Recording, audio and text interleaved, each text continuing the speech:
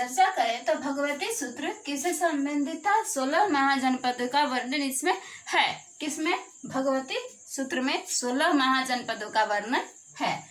न्याय धर्म कहा, अब जब महावीर जी हैं तो न्याय धर्म कहा होगा ही, तो महावीर जी की शिक्षाओं का संकलन है न्याय धर्म कहा में। कुवलय माला, कौन सा माला? कुवलय माला, उद्योतन सूरी लेखक हैं कुवलय माला का। भद्रबाहु चरित, ये भी जैन साहित्य है। लोक विभंग, सर्वनंद। अब बौद्ध धर्म की चर्चा करते हैं तो बौद्ध धर्म के प्रवर्तक, जैसा कि हम लोग सभी जानते हैं, बुद्ध जी थे, गौतम बुद्ध जी थे।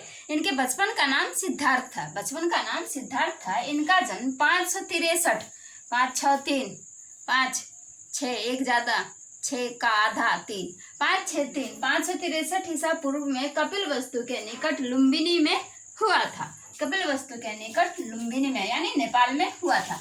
इनके पिताजी का नाम शुद्धोधन था, जो साक्यगण के प्रधान थे। शुद्धोधन था, कौन सा धन? शुद्ध धन, बिला मिलावट का। और माता का नाम माया देवी था। इनका विवाह 16 वर्ष की आयु में यशोधरा नामक कन्या से हुआ था। यशोधरा जी का कितना कई नाम था, जैसे गोपा और बिंब आदि भी।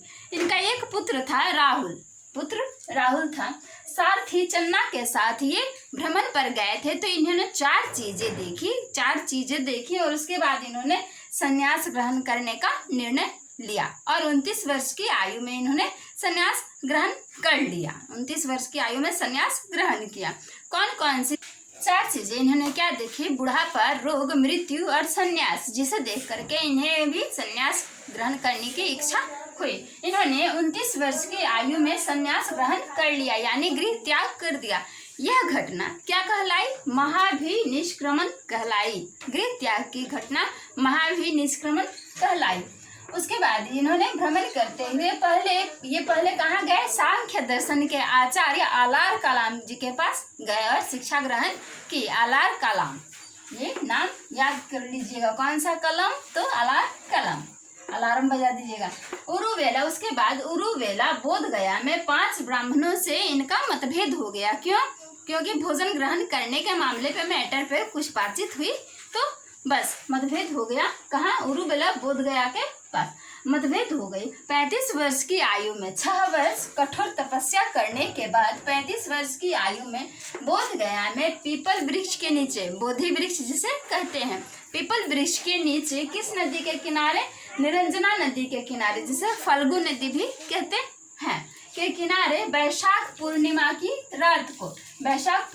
रात को इन्हें ज्ञान की प्राप्ति हुई। ज्ञान की प्राप्ति जो हुई तो वो घटना क्या कहलाई? संबोधि। गृह त्याग की महाभिनिष्क्रमण और ज्ञान प्राप्ति की संबोधि। इन घटनाओं को याद रखिएगा इन नामों के जरिए।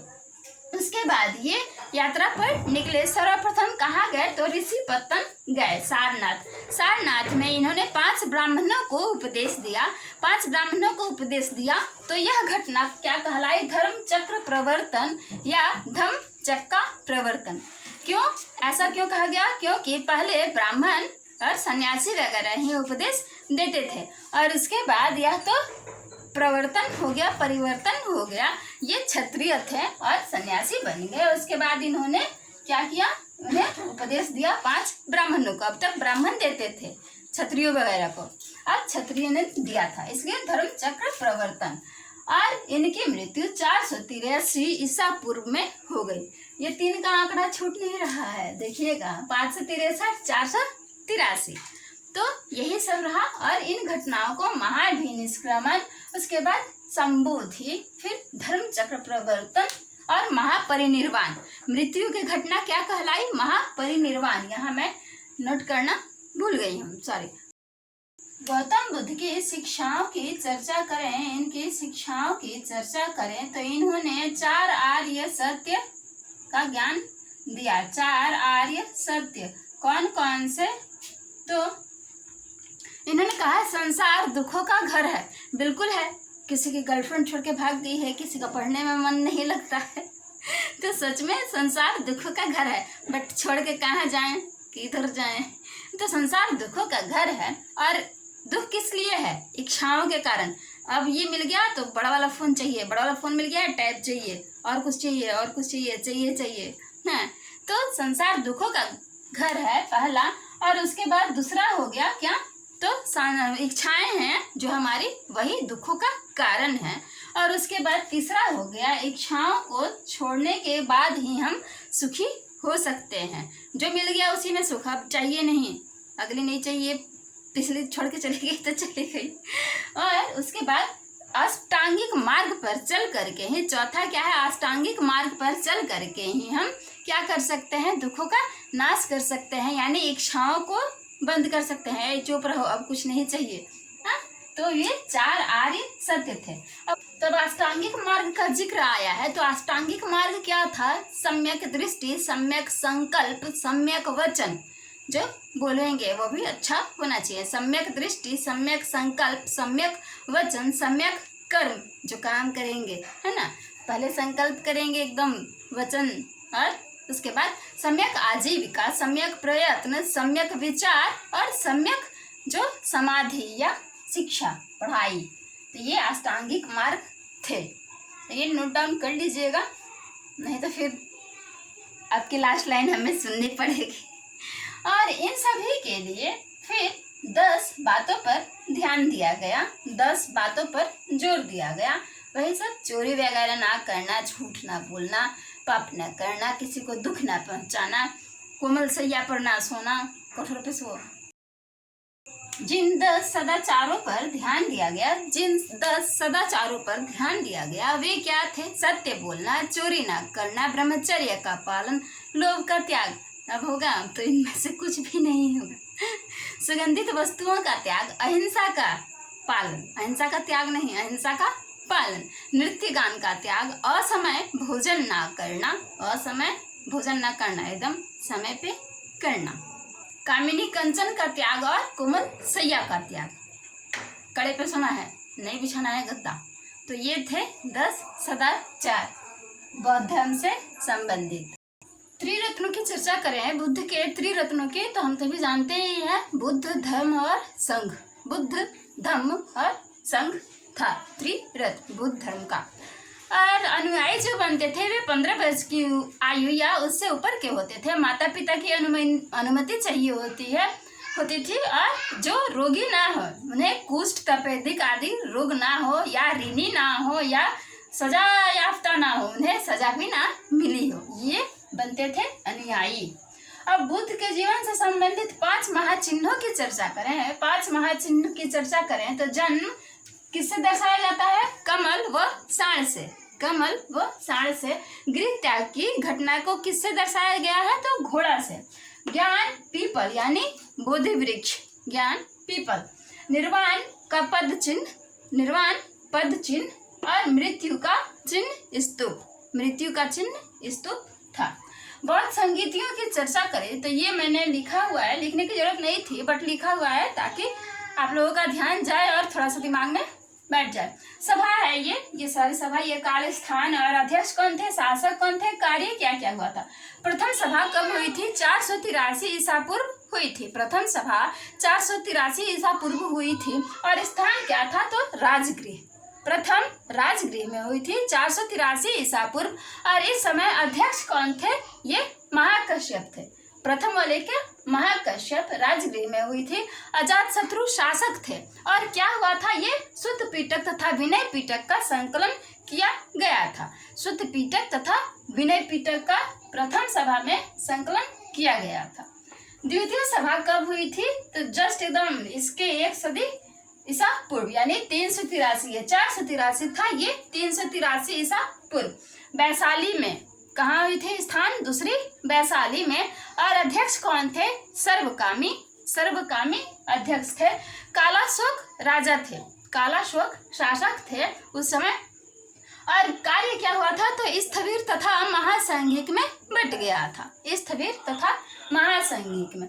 तृतीय सभा की चर्चा करें, तो यह 251, ये 483, ये 383, और ये 251 ईसा पूर्व हुआ था। इस समय कहाँ हुआ था, पाटलिपुत्र में। पहला हुआ था राजगृह, दूसरा वैशाली, तीसरा पाटलिपुत्र में हुआ था। और अध्यक्ष कौन थे, तो मोगलीपुत्र तिस थे, मोगलीपुत्र 30।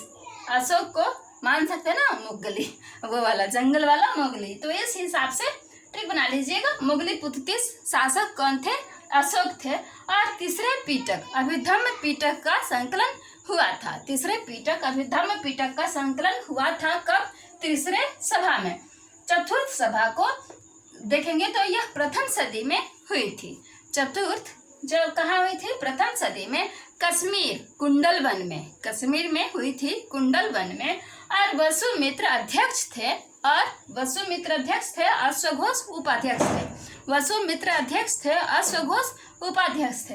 राजा कौन थे? कनिष्क थे, राजा कनिष्क थे। और यहाँ एकदम बौद्ध धर्म पूर्ण रूप से क्या हो गया? दो भागों हीनयान और महायान में बट गया। हीनयान और महायान में बट गया। कब? चतुर्थ में। पहले में शुद्ध पिटक तथा विनय पिटक का, पहले यार चतुर्थ से मैच ना कीजिएगा या कंफ्यूज ना होइएगा। और क्या हुआ था? विभाषा शास्त्र का संकलन हुआ था। विभाषा शास्त्र का संकलन हुआ था। तो ये आप नोट डाउन कर सकते हैं। पहली सभा, दूसरी, तृतीय और चतुर्थ, ये जरूर पूछा जाता है। हर एक एग्जाम में एक बार पूछा ही जाता है शासक कौन थे और अध्यक्ष कौन थे या कब हुई थी। विभिन्न संप्रदायों की चर्चा करें, बौद्ध धर्म के विभिन्न संप्रदायों की चर्चा करें तो महासंघिक ये महायान में परिवर्तित हुआ था। महासंघिक म से ही है दोनों, महासंघिक महायान में परिवर्तित हो गया था। इसका महान केंद्र, इसका प्रधान केंद्र, महान केंद्र नहीं, प्रधान केंद्र कहाँ था? मगध था। महा का मगध था। म थोड़ा सा मैच कीजिएगा, कोरिलेट करने की कोशिश कीजिएगा। और इसके भी दो संप्रदाय थे। इसके दो संप्रदाय थे। कौन? म से ही माध्यमिक, जिसे शून्यवाद भी कह सकते हैं। इसके प्रवर्तक कौन थे? तो नागार्जुन। नाग बाबा काट लेंगे, वो नहीं काट के कलेजा दिखा देंगे। दो संप्रदाय माध्यमिक, पहला शून्यवाद जिसे कह सकते हैं, प्रवर्तक नागार्जुन। और यह बुद्ध धर्म का सापेक्षवाद का सिद्धांत था। यह बुद्ध धर्म का सापेक्षवाद का सिद्धांत था। दूसरा है किसमें? महासंघिक में। दूसरा है योगाचार। इसके प्रवर्तक कौन थे? मैत्रेयनाथ। मैत्रेयनाथ, मैं तेरा नाथ, तो मैत्रेयनाथ। योगाचार, विज्ञान ही योग है, ऐसा माना गया। विज्ञान ही योग है। योगाचार को विज्ञानवाद भी कहते हैं, विज्ञानवाद भी कहते हैं। दूसरा, पहला था महासंघिक जो महायान में परिवर्तित हो गया। दूसरा है स्थविरवाद। दूसरा है स्थविरवाद, बैठे रहेंगे, हिलेंगे ही नहीं। तो यह हीनयान में टूट गया। हीनयान, स्थविर अपने को हीन समझा। स्थविर का केंद्र, मुख्य केंद्र क्या था या प्रधान केंद्र? कश्मीर था, कश्मीर था। और इसने माना, इसके अनुसार बुद्धत्व हर एक व्यक्ति प्राप्त नहीं कर सकता है। बुद्धत्व हर एक व्यक्ति प्राप्त नहीं कर सकता है। इसके भी दो उप संप्रदाय, कौन कौन से? सौत्रांतिक। पहला सौत्रांतिक, और इसके प्रवर्तक सौत्रांतिक के कुमारपाल सौत्रांतिक के। और ब्रह्म सत्ता की अवधारणा के इसने स्वीकार किया है। वैभाषिक, दूसरा वैभाषिक हो गया। इसके प्रवर्तक कात्यायनी पुत्र। वैभाषिक के कौन से प्रवर्तक? कात्यायनी पुत्र। जो प्रत्यक्ष है वही सत्य है। इसके अनुसार क्या माना गया? जो प्रत्यक्ष है वही सत्य है। वो तो ये है, बोलने का चीज थोड़ी है।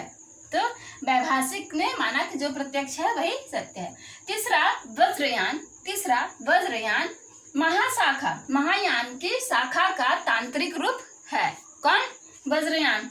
मार देंगे वज्र से। हाँ, महायान यानी ये महासंघिक का शाखा का तांत्रिक रूप है। क्या? वज्रयान।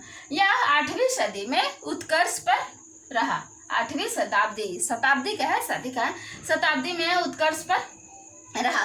बुद्ध की पत्नी के रूप में, वज्रयान में बुद्ध की पत्नी के रूप में तारा को महत्व दिया गया है। तारा को महत्व दिया गया है। और बुद्ध को वज्रधर माना गया है। बुद्ध को वज्रधर माना गया है। वज्रयान में वज्रधर माना गया है। और 5 ध्यानस्थ बुद्ध की चर्चा की गई है या माना गया है। पहला बैरोचन, दूसरा रत्न संभव, बैरोचन रत्न संभव, तीसरा अमिताभ, चौथा अमोघ सिद्धि, पांचवा अक्षोभ्य। अक्षोभ्य, ठीक है, खोबेंगे नहीं, छोड़ देंगे, अक्षोभ्य। और मंजूश्री मूल कल्प वज्रयान की प्रमाणिक ग्रंथ है। मंजूश्री मूल कल्प वज्रयान का प्रमाणिक ग्रंथ है, माना जाता है। और चौथा है कालचक्र यान। कौन सा यान? कालचक्र यान। चढ़ना है, जाना है उस पर काल के। कालचक्र यान उदय 9वीं से 10वीं सदी में। 9वीं से 10वीं सदी में प्रवर्तक कौन थे? मंजूश्री। प्रवर्तक मंजूश्री थे। और ये मानव को ब्रह्मांड का एक प्रकार माना, बोला मानव ही ब्रह्मांड है। बौद्ध साहित्य की चर्चा करें तो बौद्ध साहित्य दो भागों में, शुद्ध पीटक साहित्य और अनुपीटक साहित्य में बांटा गया है। पीटक साहित्य और अनुपीटक साहित्य, या इसे पीटकोत्तर साहित्य भी कहा गया है। पहले पीटेंगे तो पीटक साहित्य में शुद्ध पीटक सुता के पीटेंगे, विनय पीटक अच्छे से पीटेंगे एकदम विनम्रता से, अभिधम्म पीटक, शुद्ध पीटक, विनय पीटक। एज ए दिल बना लीजिएगा, ये बस एज ए ट्रिक है। शुद्ध पीटक, विनय पीटक और अभिधम्म पीटक, उसके बाद धम बजाएंगे। और अनुपीटक या पीटकोत्तर साहित्य में क्या क्या आता है वो लेखक के लिखे हुए, अश्वघोष वगैरह के, मिलिंद पन्हो, ये अश्वघोष की लिखी नहीं है, मिलिंद पन्हो, दीप वंश, महावंश, शासन वंश, दाढ़ा वंश, यही सब है मिलिंद पन्हो अनुपीटक में। मिलिंद पन्हो, दीप वंश, महावंश, शासन वंश और दाढ़ा वंश, महावस्तु, अवदान शतक। कौन सा शतक? अवदान शतक, दिव्यावदान। और ये अवदान शतक का कल्पतरु क्षेमेंद्र का लिखित, अवदान शतक का कल्पतरु क्षेमेंद्र का। शुद्ध पीटक, पीटक साहित्य के पहले की चर्चा करें तो शुद्ध पीटक में दीर्घ निकाय, मंजिम निकाय, संयुक्त निकाय, दीर्घ निकाय, मंजिम निकाय, संयुक्त निकाय, अंगुत्तर निकाय और खुद्दक निकाय है। विनय पीटक की चर्चा करें तो इसमें शुद्ध विभाग, शुद्ध विभाग, शुद्ध विभाग, संघ का पाचित्य, पाचित्य पच गया, क्या पच गया? विनय से पच गया। परिवार पाठ किसका? फ्रेंड का, अच्छा, परिवार पाठ। अभिधम्म पीटक में धम्म संगिनी, विभंग, धातु कथा, क्या क्या? धम्म संगिनी किसमें? अभिधम्म में धम्म, धम्म संगिनी, विभंग, धातु कथा, पुद्गल, फिर पंचायती, पंचायत बैठ गया तो कथा वस्तु, कथा होगा ही, उसके बाद यमक, कोई क्रोधित होगा, उसके बाद पटका पटकी, पट्ठान, ठीक है। तो अभिधम्म पीटक में। पीटकोत्तर साहित्य की चर्चा करें तो अश्वघोष आ गया ना, अश्वघोषकृत क्या क्या है? अश्वघोष की रचना बुद्ध चरित, उसके बाद सौंदरानंद, बुद्ध चरित, सौंदरानंद, सारिपुत्र प्रकरण है इनकी। और शांति देवकृत है शिक्षा सामुच्य, शिक्षा सामुच्य, शुद्ध सामुच्य और बोधि धर्मावतार। किसके द्वारा लिखित है? शांति देव के